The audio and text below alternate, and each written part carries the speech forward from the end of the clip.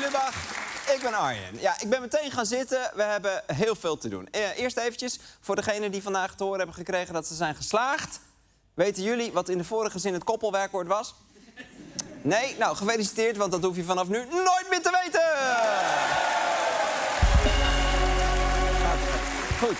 Het is de laatste show van dit seizoen en we gaan iets leuks doen. Want kijk, het zijn best onzekere tijden. Hè? Er is weer eens een kabinet gevallen. De verkiezingen zijn pas over 5 maanden. En tot die tijd worden we geregeerd door de nasmeulende resten van Circus Schoof. Dus ik dacht, laat ik nou in deze allerlaatste aflevering wat tijd inruimen om al jullie politieke vragen te beantwoorden. Hè? Over de verkiezingen, over het kabinet, over alles wat je wil weten. En speciaal daarvoor open ik eenmalig Lubach's politieke hotline. Lubach's politieke hotline. Ja, inderdaad. Lubach's politieke hotline. Dit is hem. Komt helemaal goed. Als hij nog werkt. Het nummer staat nu in beeld. Jullie kunnen echt bellen. Het is heel spannend. Ik ben gewoon benieuwd. Weet je, we gaan gewoon beginnen. Here we go. Oké, nou, het zal...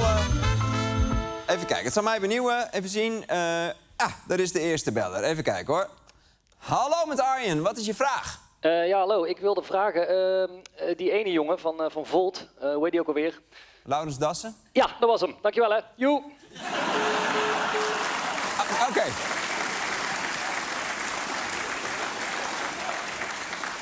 Het concept is nog niet helemaal duidelijk. Ik bedoelde eigenlijk vragen die je niet gewoon zelf kunt googlen. Dus oké. We gaan snel door. Volgende beller, even kijken. Even zien, hoor. Ja, daar is weer iemand. Even kijken, hoor. Wie hier hangt. Even kijken. Hallo met Arjen, wat is je vraag? Hey Arjan, met Marjan. Nee, Arjen. Nee, Marjan. Hey, ik heb een vraag over het kabinet Schoof. Ik heb heel erg het gevoel dat het een beetje een kleuterklas was. Een kleuterklas? Ja, een aan het pluche verslaafde racistische kleuterklas. En ik vraag me af, waarom voel ik dat zo sterk? Ja, dat is wel een heel specifiek gevoel, Marjan. Maar ja, ik denk dat ik wel een beetje snap waar het vandaan komt. En dat komt waarschijnlijk door Dick Schoof. Want kijk, elke politicus leert op dag 1 nooit het negatieve frame van je tegenstander herhalen. Dus als iemand in de Tweede Kamer tegen jou zegt, u bent een kinderlokker, dan moet je niet zeggen, ik ben geen kinderlokker. Want het enige dat mensen in het land dan onthouden is kinderlokker. Kijk, je moet daar omheen praten en niet zeggen als, ik ben te vertrouwen voorzitter. Dat weet elke politicus, behalve Dick Schoof. Voorzitter, dit kabinet is geen kleuterklas. Voorzitter, dit kabinet wordt niet gegijzeld. Ik ben niet gehecht aan pluche. Dus nee, er zitten geen racisten in dit kabinet. Nee, ik zei, dit is geen kleuterklas, zei ik. Ja, en dit, Marjan, is waarom jij het gevoel hebt dat we werden gegijzeld door een aan het pluche verslaafde racistische kleuterklas. En ook een beetje omdat het zo was. Volgende beller. Even kijken. Ja, daar hangt weer iemand. Hallo met Arjen. Ja, Arjen, hallo. Is met Kevin hier. Ja. Ik heb een beetje haast, want ik ben pakketbezorger. Dus even snel, waarom duurt het zo lang voordat we mogen gaan stemmen? Het kabinet is vorige week gevallen en nu mogen we pas... jong, je ziet toch dat ik mijn knipperlig aan heb? Ik ben zo weg, ja? En dan mogen we pas eind oktober stemmen. Dat kan toch allemaal veel sneller? Ja, dat is een interessante vraag, Kevin. Dus... Ja, je kan er toch omheen, man, zei ik met kril. Oh, hij gaat uitstappen. Nee, dan stap ik ook uit. Oké. Nou, sterkte daar. Maar het was wel een goede vraag. Hè? Waarom duurt het zo lang voor we weer mogen stemmen? Het kabinet viel vorige week dinsdag op 3 juni. En wanneer hebben we weer verkiezingen? Op 29 oktober. Dat duurt nog bijna 5 maanden. Je kunt nu een leeuw bezwangeren en dan is ze bevallen voordat Arjan Noorlander bij het uitslagenscherm staat. Terwijl in andere landen gaat dat veel sneller. Kijk, wij, 148 dagen dus, maar in het Verenigd Koninkrijk bijvoorbeeld, daar waren de vorige verkiezingen al na 43 dagen. En 1 dag na die verkiezingen hadden ze al een nieuw kabinet. Het lukt ons niet eens om binnen een week een verkenner aan te stellen die niet wordt verdacht van omkoping. Oh, gom. Rust in fraude. En die Britten, die lachen ons ook gewoon uit, hè. Vorige keer viel ons kabinet in juli en waren de verkiezingen in november. Nou, dat vonden ze mooi, hoor. In Engeland. Ik kwam Sunak tegen bij de NAVO-top. Nou, die kwam echt niet meer bij. Die heeft op de grond gelegen van het lachen toen ik zei dat ze pas in november waren. Ja. Onze kieswet doet het altijd goed op feestjes. En in Frankrijk kunnen ze het al helemaal snel, want daar waren de verkiezingen vorige keer al na 3 weken. Waarom lukt ons dat dan niet? Nou, een paar dingen. Ten eerste, vakantie. Wij houden nooit verkiezingen in de vakantie. Dat is logisch, want je wilt een hoge opkomst. En we vinden democratie allemaal heel belangrijk, maar ook weer niet zo belangrijk als het Gardameer. Ander punt, gemeenten. Want die moeten genoeg tijd hebben om de boel te organiseren. Stemhokjes, potloden, stembiljetten, kliko's... en natuurlijk gesmeerde boterhammen voor de vrijwilligers... want die zijn volgens mij verplicht om iets in hun mond te hebben... als ze je stempas controleren. Oh, en uw paspoort alstublieft. Andere reden dat het zo lang duurt, het zal ook eens niet, buitenlanders. Want in het buitenland wonen ook veel Nederlanders. En wij doen enorm ons best om die te laten stemmen. En weet je hoeveel tijd dat kost? Nederlanders die in het buitenland wonen... moeten hun stempas uiterlijk 84 dagen voor de verkiezingen krijgen. 84 dagen. Super lief hoor, maar 84 dagen. Dan kun je die envelop vanuit Zuid-Afrika lopend naar Nederland brengen. Tip, neem een vierjepstok mee voor het Suezkanaal.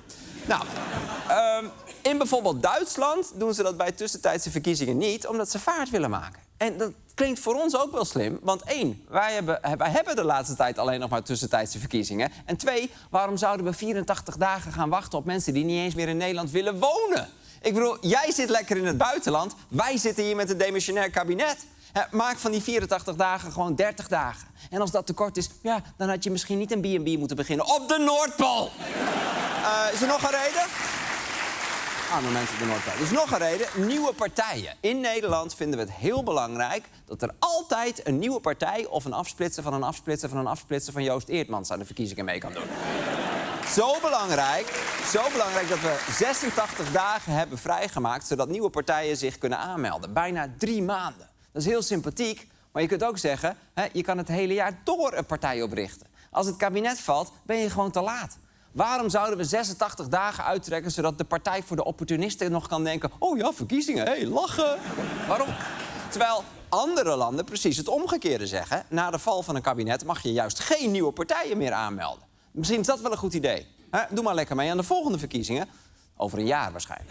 Dus, Kevin, dit is waarom het altijd zo tering traag gaat in Nederland. Goed, volgende beller.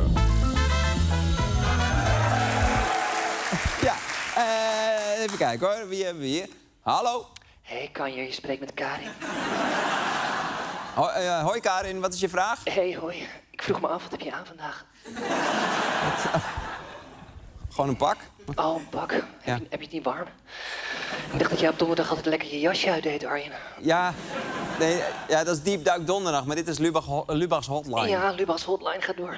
Ja, ik ga inderdaad even door. Oh ja. Volgende bel. Ja, nee, oké. Dankjewel. Bedankt. Even zien. Er is weer een nieuwe beller. Even kijken. Lubach's Politieke Hotline met Arjen. Ja, hallo, spreek met de heer Lubach. Ja? Ja, goedenavond. Je spreekt met Mitchell van Ziggo. Ja? Ik zie dat jij vanochtend een abonnement hebt afgesloten voor een vaste telefoonlijn. Ja, het is Lubach's Politieke Hotline. Maar ik heb hier nu geen tijd voor, Mitchell. Ja, maar ik wilde toch heel even een kort momentje van uw tijd vragen. Want wij zijn vanuit Ziggo heel erg benieuwd naar wie de lijsttrekkers gaan worden bij de komende verkiezingen. Dat is je vraag? Dat is mijn vraag. Dat is echt je enige vraag? Dat is mijn enige vraag. Oké, nou Mitchell, dat is eigenlijk wel een leuke vraag. Nou, de meeste lijsttrekkers zijn al bekend. De VVD komt met Dylan Jessegus. Want ja, wees eerlijk, die heeft het tot nu toe gewoon fantastisch gedaan.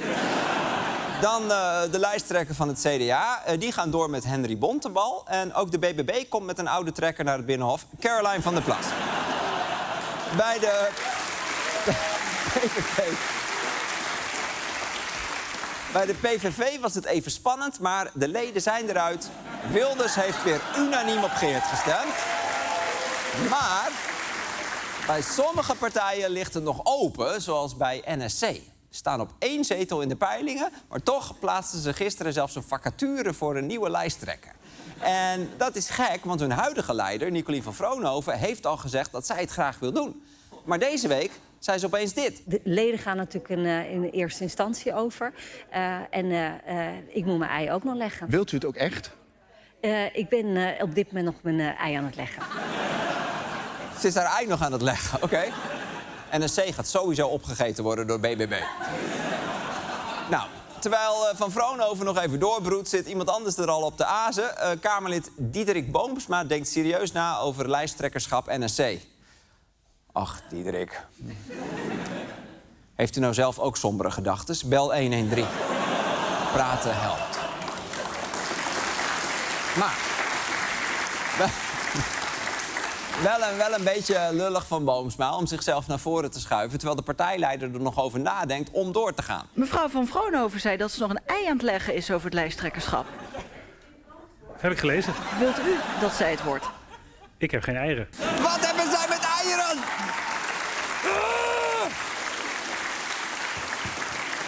Nou ja. Dus, Mitchell, bij NSC moeten we het nog even afwachten. Eén laatste vraag nog. Ja? Kan ik jou interesseren in een Ziggo Alles in één pakket plus 12 maanden Ziggo Sport compleet gratis?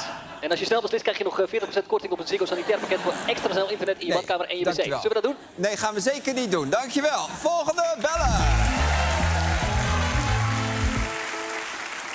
Even kijken. Lubachs politieke hotline met Arjen. Ja, hallo, met Valerie Tombé. Dag Valerie, hallo. Wat is je vraag? Ja, ik vroeg me af of... Oh, wacht even hoor, shit. Wat gaat het goed? Ja, sorry, ik trek zo de magnetron van het aanrecht. Oké. Maar wacht goed, ik vroeg me af... Wacht even, ik loop even naar de huiskamer. Ja? Ga weg, Poes, ga weg.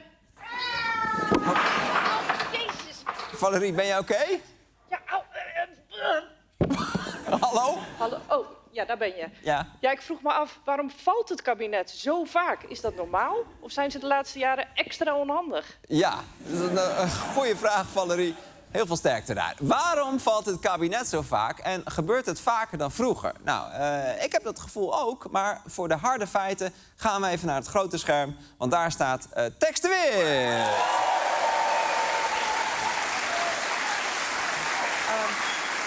Tekst. Vallen kabinetten vaker dan vroeger? Ja, je zou denken van wel, hè? Want vroeger was Mark Rutte nog niet geboren.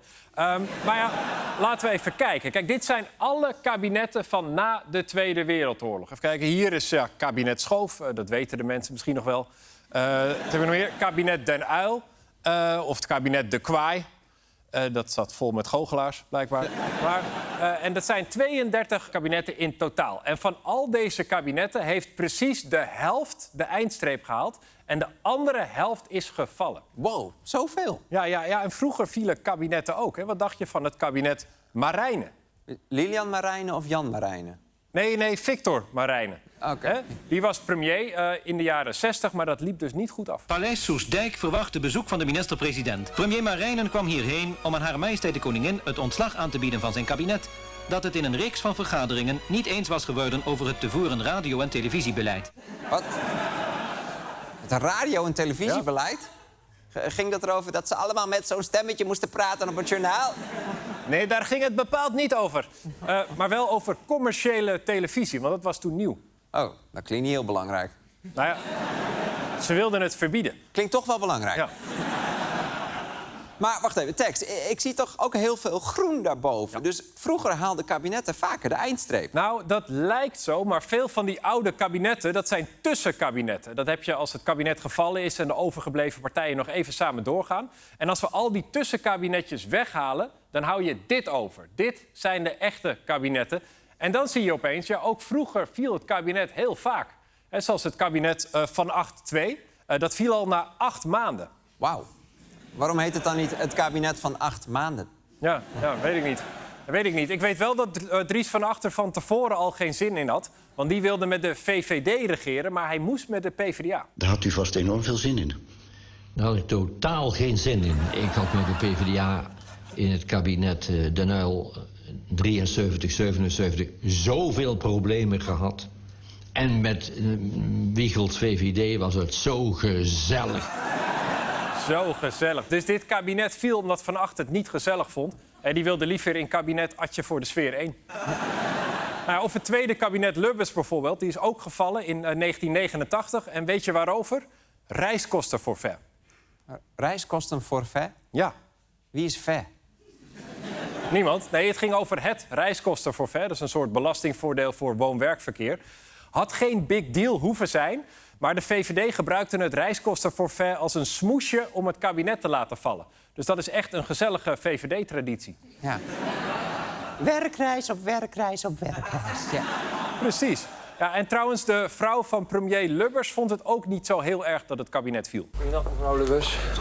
Hebt u een reactie op de val van het kabinet? Oh joh, heerlijk. Ik krijg hem een paar dagen vrij. Een paar dagen thuis, hoop ik. Ja, in Huizen Lubbers hadden ze wel zin in standje demissionaris. Maar...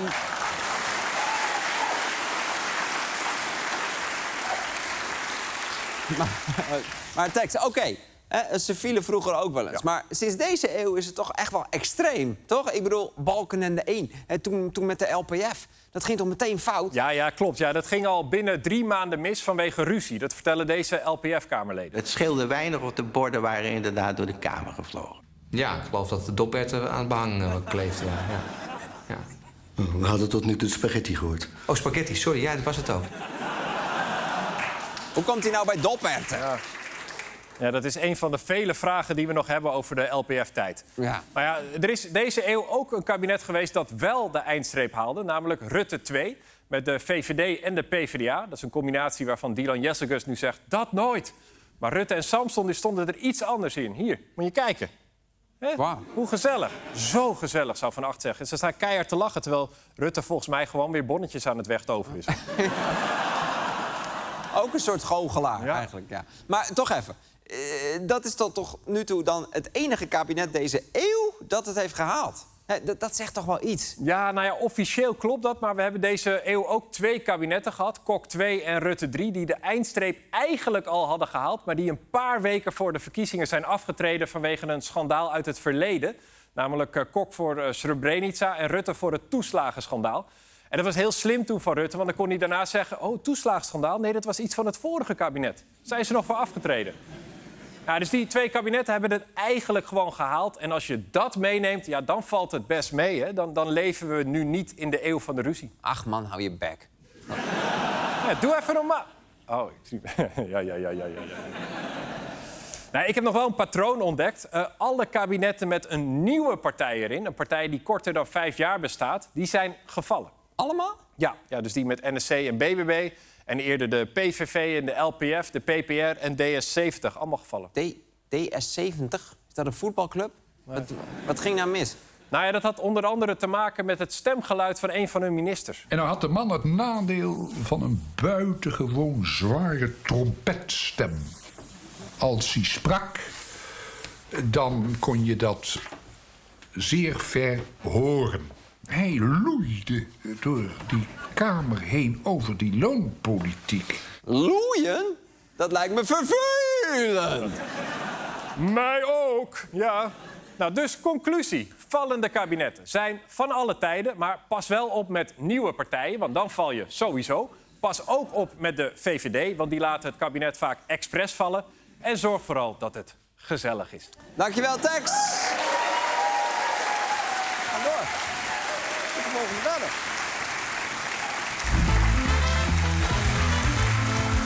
Ja, daar is er weer een. Even zien, even kijken. Lubach's Political Hotline met Arjen. Ja, met Jonathan spreek je. Oh nee, oh god. Oh. Hey, ik wil graag het geluid raden. Is het een linkse zeurpiet? Wat?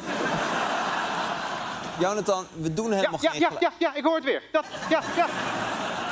Hey, wil jij nog iets anders zeggen? Anders ga ik gewoon even verder. Ja, ik wil nog wel even iets zeggen. Oh, shit, je bent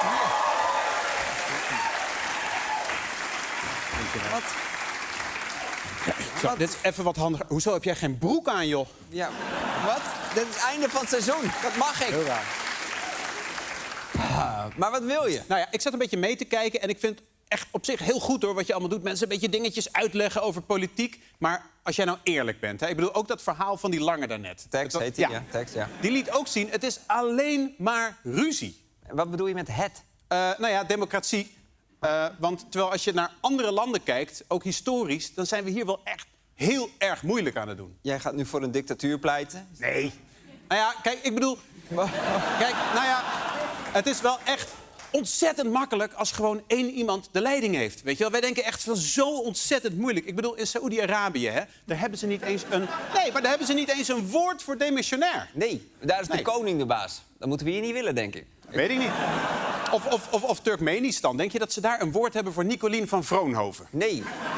Wel 12 woorden voor strafkamp. Ja, maar het is zoveel handiger. Het land wordt altijd bestuurd. Je hebt geen verkiezingen, geen campagnes, geen nikszeggende posters met Kim Jong-un, juist nu. Heb je niet? Nee, precies, nee.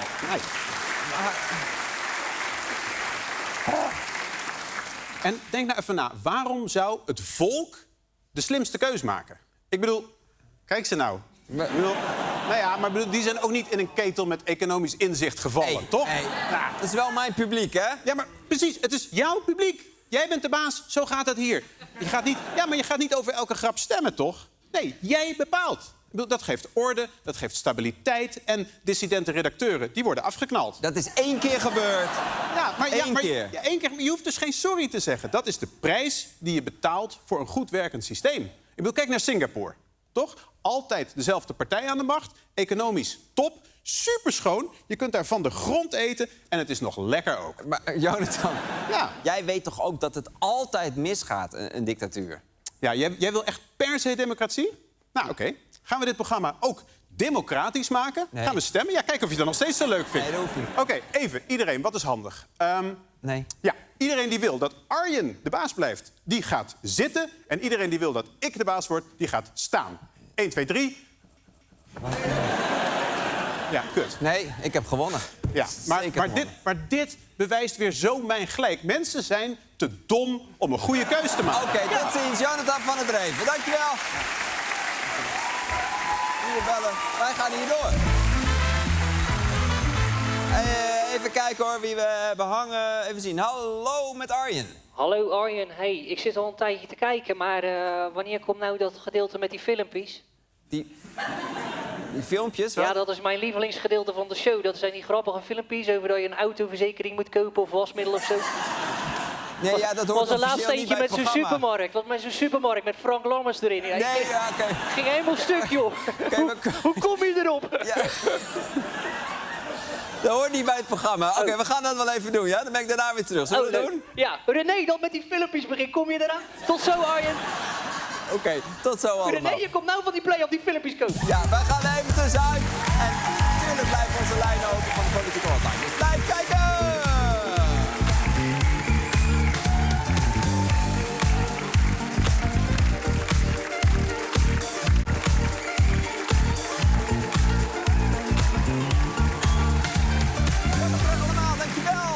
Dankjewel. We zijn nog steeds bezig met Lubach's politieke hotline. En ja, we gaan even kijken of er weer een beller is. Even zien. Hallo, wie is daar? Ja, goedenavond Arjen. Servaas hier, 46 lentes jong. Ben ik in de show? Ja, zeker. Welkom. Wat is je vraag? Nou Arjen, ik heb het helemaal gehad met de politiek. Ik heb het helemaal geschoten met de politiek. Zo'n puinben heb ik van mijn leven nog nooit gezien. Ja, oké. En dat zegt wat, hè, want ik kom uit Sittard. Oh, wow.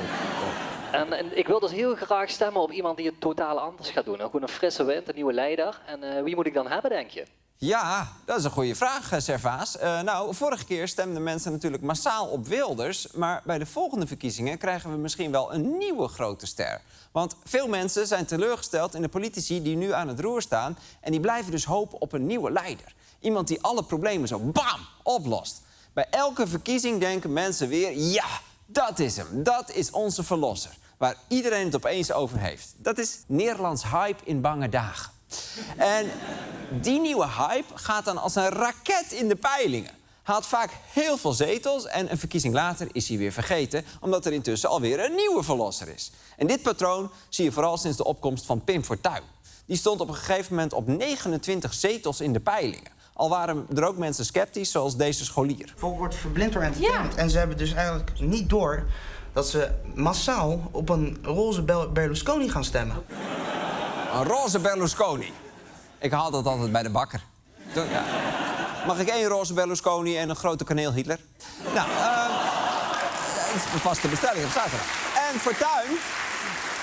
Pim Fortuyn die was zo populair dat mensen nadat hij was vermoord nog massaal op zijn partij stemden. Lijst Pim Fortuyn haalde 26 zetels en ging zelfs meeregeren. Nou, dat kabinet werd 1 grote puinhoop. Dus een paar jaar later hadden we een nieuwe hype, Rita Verdonk. In 2007 richtte zij haar eigen partij op. Ik ga een beweging oprichten. Laat ik daarmee beginnen. En die beweging die heet trotsopnederland.com. En com is dan met C-O-M. Ja, trots op Nederland, maar ook weer niet zo trots dat ze koos voor .nl. Binnen een jaar stond Verdonk op 25 zetels in de peilingen. En ze wist in korte tijd veel fanatieke fans achter zich te krijgen. Je ziet, zij staat voor haar ding, wat ze doet. Waar ziet u dat aan? Hele uitstraling. Een lief vrouw. Ja. Kunt u een moment noemen of iets wat ze gezegd heeft dat u dacht, ja... Niet echt, nee. Nee, niet echt. Want het was ook vooral een hype. En toen er een paar jaar later verkiezingen waren, haalde Verdonk 0 zetels. Waar ging dat mis? Nou, het had misschien te maken met haar campagnefilmpjes. Dit is Nederland. Het is niet veilig meer op onze straat. Bejaarden worden zelfs aangevallen. Afschuwelijk. Hardwerkende burgers worden te vaak overvallen. Soms wel 3 keer per maand. Bij heel veel Nederlanders staat het water tot aan de lippen. Weg met die betutteling. Weg met die bureaucratie. Dit was sowieso een tragische kwestie, want de helft van die figuranten bleek niet te kunnen zwemmen. 13 doden. Nou, een paar jaar later kwam er weer een nieuwe reddende engel, want in 2012 hadden we Emiel Roemer van de SP. Die ging opeens lekker, joh. Hij stond een maand voor de verkiezingen op 37 zetels in de peilingen. Roemer was dat jaar zo hot, hij zag zichzelf al helemaal in het torentje zitten. Hij sprak zelfs al af met ervaringsdeskundigen. Nou ja, meneer Roemer, sorry dat ik stoor, hoor. Maar nou had ik u al met Rutte gezien en nou zit u met meneer Lubbers op het terras. Bij mij begint het kwartje te vallen.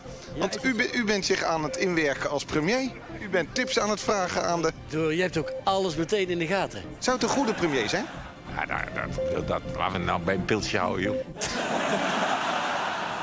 Het was wel een gezellige middag. Totdat Lubbers ineens aan Roemers reet ging zitten. Toen zei Roemer ook, laten we nou bij een pilsje houden, joh. Goed, 37 zetels in de peilingen dus, maar dat werden er uiteindelijk maar 15. En een paar jaar later zat hij helemaal aan de grond. Ja, heftig. Nou, intussen was de kiezer alweer gevallen voor een nieuwe politieke Casanova. Henk Krol, van 50PLUS. Die stond op een gegeven moment op 24 zetels in de peilingen. 24! Voor Henk Krol, hè?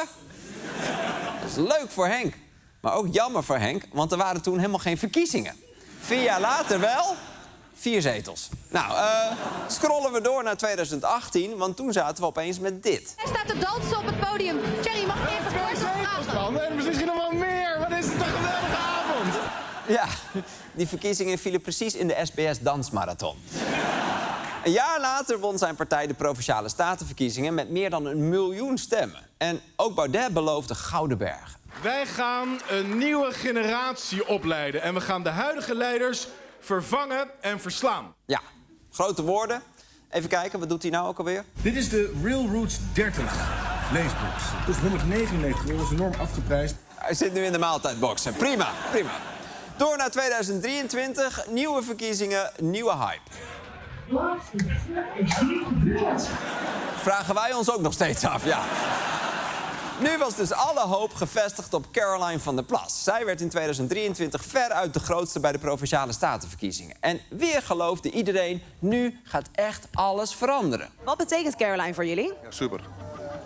Die moet ons redden, anders weet ik het niet. Ja, dit is de hype-stemmer in een notendop. Die moet ons redden, anders weet ik het niet. 2 jaar geleden was de BBB in de peilingen de grootste partij met 31 zetels... maar bij de verkiezingen haalden ze maar 7 zetels. Hoe kan dit? Nou, er was inmiddels weer een nieuwe verlosser opgestaan. Is de functie elders pitbull van Den Haag, Sint-Pieter en bovenal dossiervreter. Pieter Omtzigt wordt door veel kiezers gezien als de politieke messias. Pieter Omtzigt, daar kun je niet omheen. Iedereen denkt, dit is de messias. Nu wordt het allemaal anders. Pieter Omtzigt is waanzinnig populair. En dat komt ook omdat de Nederlander op zoek is naar een soort van messias. Ja, zou je bijna gaan denken, hè, dat de Nederlander op zoek is naar een soort messias. Dus al 25 jaar staat er steeds een nieuwe hype in bange dagen op. En kijk, veel kiezers die trappen daar 1 keertje in... maar sommige mensen overkomt het wel heel vaak. René, wat jij nu noemt, dat was voor mij de reden om op Baudet te stemmen. Ja, ik voel me echt ontzettend genaaid door die gozer, weet je wel. Dat is de kracht van die Van der Plas. Die is in ieder geval zichzelf. Dat kan je buurvrouw zijn. Ze heeft zelf geen visie. Ze heeft gewoon niet de kwaliteiten om echt iets voor Nederland te betekenen. Ik denk dat Omtzigt die gaat heel Nederland veroveren. Die man die heeft zo'n dossierkennis, er komen alleen maar verstandige verhalen uit. Die man die gaat het echt maken. Iedereen heeft een hekel aan hem, iedereen ontbloot hem. Hij hult met de vijand. Die man heeft me zo teleurgesteld. Arme Johan. Arme Johan, hij is helemaal onderkoeld omdat hij met alle frisse wind is meegewaaid. Hè?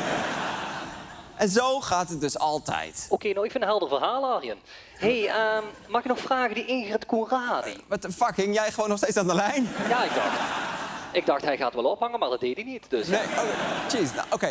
Ja, Ingrid Conradi, dat lijkt soms wel een beetje de nieuwe hype te worden. Tenminste, haar naam wordt veel genoemd. Iemand die mij toch wel weer opviel, ik wil het toch even benoemen, dat was Conradi. Ingrid Conradi zie ik overal. Ik denk dat zij de gunfactor heeft in Nederland. Ze komt heel sympathiek over. Ik ben een fan van Conradi. Ai. Ingrid Conradi, heel veel succes in je nieuwe rol als redder van het vaderland. En heel veel sterkte alvast met de verkiezingsnederlaag over 2 jaar. Oké, dan ga ik nu ophangen, oké? Ja, oké. Doei Servaas, want wij gaan snel weer door. Even kijken, volgende beller, dan zien we wie we hebben hangen. Ja, even kijken. Hallo, met Arjen. Ja, hey Arjen, met Jentel. En de boer.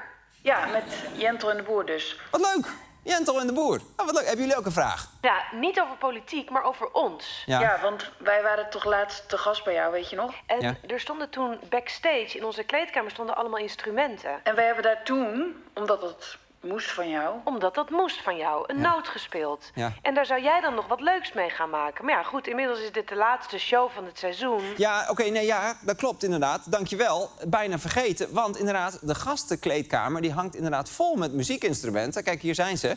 Daar. En we hebben al onze gasten inderdaad gevraagd om iets te spelen. En jullie, Jentel en de Boer, die deden dit. Hier.